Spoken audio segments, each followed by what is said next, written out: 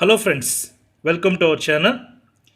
Units and డైమెన్షన్స్లో ఈరోజు మనం చెప్పుకోబోతున్న topic advantages of dimensional analysis.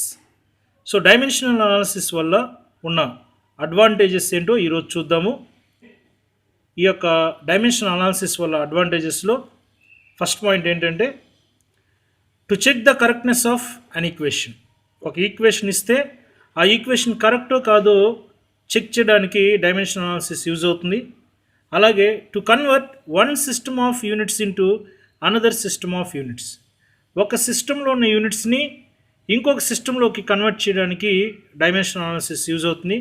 For example, మనకు ఏదైనా యూనిట్ ఎస్ఐ సిస్టంలో ఉంటే దాన్ని మనం సిజిఎస్ సిస్టంలోకి కానీ ఎఫ్పిఎస్ సిస్టంలో కానీ కన్వర్ట్ చేయడానికి యూజ్ అవుతుంది.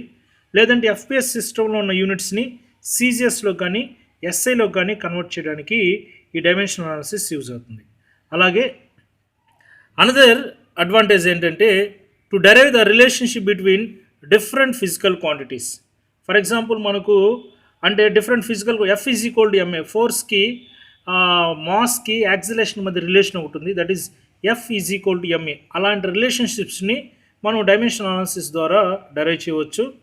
అలాగే ఏదైనా ఒక ఈక్వేషన్ ఇస్తే ఆ ఈక్వేషన్లో మనకు తెలియని అన్నోన్ ఫిజికల్ క్వాంటిటీ ఉంటే దాని యొక్క డైమెన్షన్స్ని కూడా డైమెన్షనల్ అనాలిసిస్ ద్వారా మనం డిటర్మైన్ చేయవచ్చు. So these are the some of the advantages of dimensional analysis. First point ఏంటంటే to check the correctness of an equation. Second point to convert one system of units into another system. Next third point ఏంటంటే to derive the relationship between different physical quantities. And fourth point ఏంటంటే to determine the dimensions of an unknown physical quantity in an equation. ఒక్కొక్క దాన్ని మనం ఇప్పుడు explain చేసుకుందాం. First point ఏంటంటే to check the correctness of an equation. So ఇచ్చిన equation కరెక్ట్గా check చేయడానికి ఈ డైమెన్షనల్ అనాలిసిస్ ఎలా ఉపయోగపడుతుందో చూద్దాము. ఒక ఎగ్జాంపుల్ తీసుకుంటే suppose v is equal to u plus AT అన్న ఈక్వేషన్ తీసుకుందాం. ఈక్వేషన్లో కరెక్ట్నెస్ అంటే ఏంటంటే ప్రిన్సిపల్ ఆఫ్ హోమోజీనిటీని ప్రిన్సిపల్ ఆఫ్ హోమోజీనిటీ ఇది ఏం చెప్తుందంటే మనకు ఏదైనా ఒక ఈక్వేషన్ ఉంటే ఆ ఈక్వేషన్ ఉన్న అన్ని టర్మ్స్ యొక్క డైమెన్షన్స్ ఆర్ సేమ్ అని చెప్తుంది. So the dimensions of each term in the equation are same అని చెప్పే ప్రిన్సిపల్నే ప్రిన్సిపల్ ఆఫ్ హోమోజీనిటీ అంటాము. So principle of homogeneity states that the dimensions of each term in the equation are having same dimensions. Okay, ఆ principal of హోమోజీనిటీని తీసుకొని ఈ equation కరెక్టో కాదో check చేద్దాం. ఇక్కడ v అంటే ఫైనల్ వెలాసిటీ, u అంటే ఇనిషియల్ వెలాసిటీ, a అంటే acceleration, t is time. So v is equal to final velocity, u is equal to initial velocity, a is equal to acceleration, t is equal to time. Already మనం రాసుకున్నాము వెలాసిటీకి dimensions ఎంత అంటే lt power -1, యాక్సలేషన్కి lt power -2 and ఫోర్స్కి mlt power -2, ఎనర్జీకి ml² t power -2. ఈ 4 చాలా ఇంపార్టెంట్, వీటిని మనం గుర్తుపెట్టుకోవాలి. వర్క్ కూడా same ml² t power -2. So ఇక్కడ ఈ డైమెన్షన్స్ని ఈక్వేషన్లో సబ్స్టిట్యూట్ చేసుకొని ఇచ్చిన ఈక్వేషన్ కరెక్ట్గా చెక్ చేద్దాము. వీకి డైమెన్షన్స్ ఏంటి, l t power -1 is equal to u అన్న కానీ వెలాసిటీనే కాబట్టి l t పవర్ -1 వస్తుంది. అలాగే యాక్సలేషన్కి ఎంత ఉంది, l t పవర్ -2 ఇంటూ టైంకి t. సో ఇక్కడ t పవర్ -2, ఇక్కడ t పవర్ 1. సో దాన్ని సింప్లిఫై చేసుకుంటే మనకు l t power -1 is equal to l t power -1 plus ఇక్కడ కూడా l t పవర్ -1 అవుతుంది. సో అన్నిటికీ సేమ్ డైమెన్షన్స్ వచ్చాయి. Therefore given equation is right అని చెప్పొచ్చు. ఇంకొక ఎగ్జాంపుల్ చూద్దాం. ఎగ్జాంపుల్ 2, ఇది ఎగ్జాంపుల్ 1 అనుకుందాం, ఇది ఎగ్జాంపుల్ 2 చేద్దాం.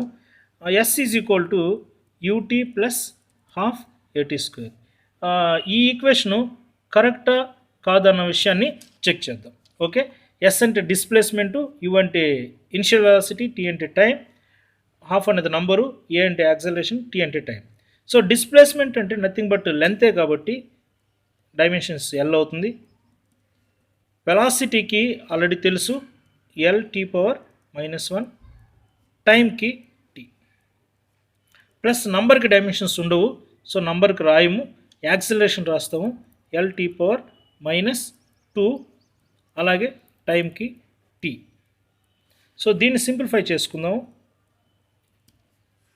ఎల్హెచ్ఎస్ సైడు ఎల్ఏ ఉంటుంది, ఆర్హెచ్ఎస్ సైడు సింప్లిఫై చేద్దాం. ఇక్కడ tea power -1, T power +1 simplify చేసుకుంటే టీ పవర్ 0, నథింగ్ బట్ 1 కాబట్టి ఎల్ అని రాసుకోవచ్చు. ఇక్కడ కూడా ఇక్కడ A T square formula, S = U T plus ½ A T square కాబట్టి టీ స్క్వేర్ అవుతుంది. ఈ -2కి +2కి పవర్ 0 అయిపోతుంది కాబట్టి ఇక్కడ కూడా మిగిలేది మనకు L. So the dimensions of each term in the equation are same. S = U T plus ½ A T square కాబట్టి అన్నిటికీ సేమ్ డైమెన్షన్స్ వచ్చాయి కాబట్టి ఈ ఈక్వేషన్ కూడా కరెక్ట్. ఈ విధంగా ఒక ఈక్వేషన్ యొక్క కరెక్ట్నెస్ని మనం చెక్ చేయవచ్చు. సో ఫస్ట్ పాయింట్ ఏంటంటే to check the correctness of an equation. దాంట్లో మనకు 2 ఎగ్జాంపుల్స్ చూసాము. అలాగే కరెక్ట్ లేని ఒక ఈక్వేషన్ చూద్దాం, అది కరెక్టో కాదో చెక్ చేద్దాం.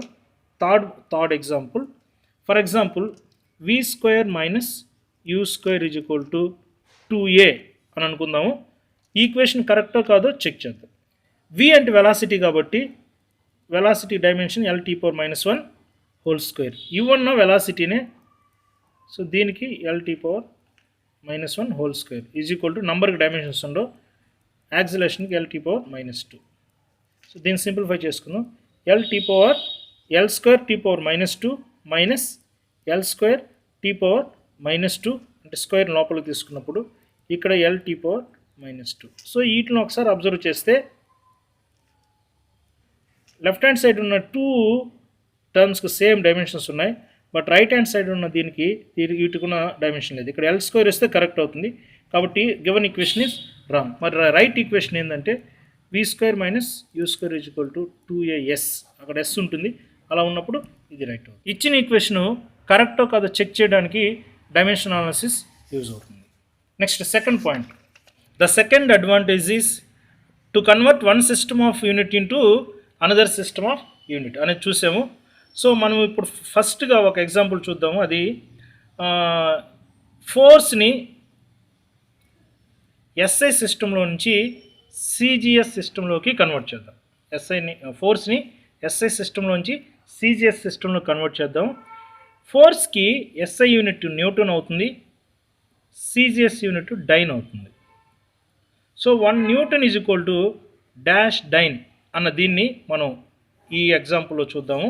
సో ఆల్రెడీ మనకు తెలుసు units principle of homogeneity states that n1 u1 = n2 u2. So n1 అనేది న్యూమరిక్, u అనేది యూనిట్, n2 అనేది కూడా unit in one system, u2 is the unit in another system. So n1 మనం CGS system అనుకుందాం, 2స్ని మనం SI system అనుకుందాం.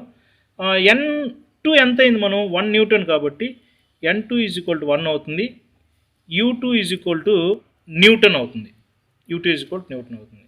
So n1 ఎంతో calculate చేయాలి, u1 వచ్చి డైన్ అవుతుంది. సో ఇవన్నీ అక్కడ సబ్స్టిట్యూట్ చేసుకుందాము. n1 క్యాలిక్యులేట్ చేయాలి, n1 = n2 u2 by u1 అవుతుంది. That is equal to n2 అంటే 1, u2 unit of force Newton కాబట్టి న్యూటన్ యొక్క డైమెన్షన్ ఏంటి, m l t పవర్ -2. ఇది మనం 2స్లో చూపిస్తున్నాం కాబట్టి. So m2 is the mass in SI system, l2 is the length in SI system, t2 is the time in SI system by u1 is the unit of force but in CGS unit. So ఇది కూడా m l t power -2 అవుతుంది, but ఇక్కడ ఇవన్నీ మనం సఫిక్స్లో 1 తీసుకున్నాం because 1 represents CGS system. So we know that 1 kg = 1000 grams, 1 meter = 100 centimeters. ఓకేనా? So అవి ఇక్కడ మనం సబ్స్టిట్యూట్ చేసుకోవడానికి యూజ్ అవుతాయి. That implies n1 is equal to m2 అన్నది మాస్ ఇన్ ఎస్ఐ సిస్టమ్ కాబట్టి అది కేజీ అవుతుంది. L2 అన్నది లెంత్ ఇన్ ఎస్ఐ సిస్టమ్ కాబట్టి యూనిట్ మీటర్ అవుతుంది. Time seconds by m1 is the mass in CGS system కాబట్టి గ్రామ్స్ అవుతుంది. L1 is the length in CGS system centimetre అవుతుంది. T1 is the time in CGS system కాబట్టి seconds అవుతుంది. ఇక్కడ power 2 ఉంది, -2 ఉంది కాబట్టి ఇక్కడ -2 తీసుకున్నాం. సేమ్ టర్మ్స్ని మనం క్యాన్సిల్ అవుట్ చేసుకుందాం. ఇంకా మిగిలింది అంటే KG into metre by gram into centimetre. This is equal to KG అంటే ఆల్రెడీ మనం రాసుకున్నాం 1000 గ్రామ్స్, మీటర్ అంటే 100 centimetres divided by gram into centimetre. Centimetre gets cancels, gram gets cancels. Therefore 1000 into 100 is nothing but 10 power 5. 3 to 10 power 5. Therefore 1 Newton is equal to 10 power 5 dyne అవుతుంది. 1 Newton is equal to 10 power 5 dyne. So ఒక system of యూనిట్ని another system of యూనిట్లోకి convert చేసాము. ఇలాగా one system of యూనిట్ని another system of యూనిట్లోకి convert చేయడానికి dimensional analysis use అవుతుంది. థర్డ్ అడ్వాంటేజ్ మనం ఏం చూసామంటే to derive the relation between different physical quantities. So different physical quantities మధ్య రిలేషన్ ఎలా ఉందో మనం డెరైవ్ చేయవచ్చు. So for example kinetic energy, mass, velocity వీటి మధ్య రిలేషన్ ఏందో డెరైవ్ చేద్దాం. Derive the relation between kinetic energy, mass and velocity. So kinetic energy is proportional to m power a and velocity power b అనుకుందాం. ఎందుకంటే relation ఏందో మనకు తెలియదు. m power a అని v పవర్ b ఈ విధంగా డిపెండ్ అయింది అనుకుందాం. సో ప్రపోర్షనాలిటీ తీసేస్తే మనం సమ్ కాన్స్టెంట్ రాసుకోవాలి. కాన్స్టెంట్ k అనుకుందాం. m power a v power b అవుతుంది. సో కాన్స్టెంట్స్ని మనం డైమెన్షనల్ అనాలిసిస్ ద్వారా డెరైవ్ చేయలేము, బట్ మిగతా వాటి మధ్య రిలేషన్స్ని డెరైవ్ చేయొచ్చు. కాబట్టి ఆ రిలేషన్స్ ఏంటో చూద్దాం. So dimension of energy already ఇంతకుముందు చెప్పుకున్నాను. mL² t power -2 this is the dimension of energy. Mass కాబట్టి capital M power a. Velocity అంటే LT పవర్ -1 హోల్ పవర్ ఎంత ఉంది, b ఉంది. So mL² t power -2 is equal to m power a l power b t power -b. So comparing the powers of the same quantities on the both sides of the equation. ఈక్వేషన్స్కి అటువైపు ఇటువైపు ఉన్న same quantities యొక్క పవర్స్ని compare చేసుకుందాం. So base equal అయినప్పుడు powers కూడా equal అవ్వాలి కాబట్టి ఇక్కడ m పవర్ 1 ఉంది, ఇక్కడ m పవర్ a ఉంది కాబట్టి పవర్స్ కూడా ఈక్వల్ అవ్వాలి. a ఈజ్ ఈక్వల్ ఎంత అవుతుంది, 1 అవుతుంది. అలాగే comparing the powers of length యొక్క పవర్స్ని కంపేర్ చేస్తే ఇక్కడ l పవర్ b ఉంది, ఇక్కడ l² ఉంది. That is nothing but b is equal to 2 అని చూడవచ్చు. ఓకేనా. So a is equal to 1 వచ్చింది, b ఈజ్ ఈక్వల్ టు 2 వచ్చింది. ఆ రెండు ఇక్కడ సబ్స్టిట్యూట్ చేసుకుంటే kinetic energy is equal to some constant into m power a into 1 అయిపోయింది, v² అయింది. సో దీన్ని మనం ఎక్స్పెరిమెంట్ ద్వారా k½ అండ్ ప్రూవ్ చేసాము కాబట్టి 12m v² వచ్చింది. This is the relation between kinetic energy, mass and velocity. So fourth advantage ఏంటంటే to determine the dimensions of an unknown physical quantity in equation. So ఏదో ఒక unknown physical quantity తీసుకుందాం ఒక ఈక్వేషన్లో. మనకు తెలిసిన equation f is equal to ma కదా. అక్కడ m మనకు తెలియదు అనుకుందాం, సమ్ x అనుకుందాం, xa అనుకుందాం. సో x ఎంత అని ప్రూవ్ చేయాలి, m అని ప్రూవ్ చేయాలి. So dimensions రాద్దాము.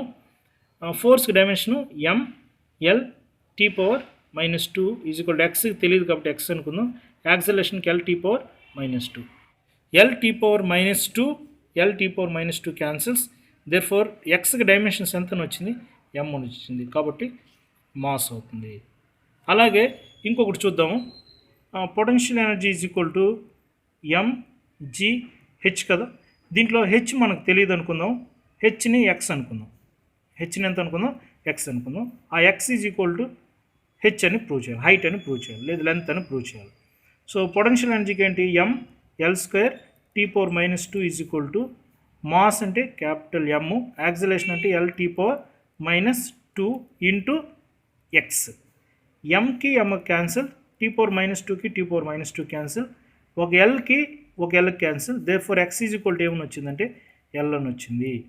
కాబట్టి ఇక్కడున్న X is nothing but length అని, nothing but height. So potential energy is equal to mgh. ఇలాగా 4 అడ్వాంటేజెస్ని మనం చూసాము. So to check the correctness of an equation, ఒక ఈక్వేషన్ కరెక్ట్గా చెక్ చేయడానికి డైమెన్షనల్ అనాలిసిస్ యూజ్ అయింది. To convert one system of units into another system of unit అని చూసాము. అలాగే to derive the relationship between different physical quantities, ఏ physical quantities మధ్య ఎలాంటి రిలేషన్షిప్ ఉందో దీని ద్వారా మనం డెరైవ్ చేసాము. అలాగే ఒక ఈక్వేషన్ అన్నోన్ ఫిజికల్ క్వాంటిటీ ఉంటే దాని యొక్క డైమెన్షన్స్ ఎంతో కూడా డైమెన్షనల్ అనాలిసిస్ ద్వారా చూసాము. తర్వాత కొన్ని లిమిటేషన్స్ ఉన్నాయి. లిమిటేషన్స్ ఏంటంటే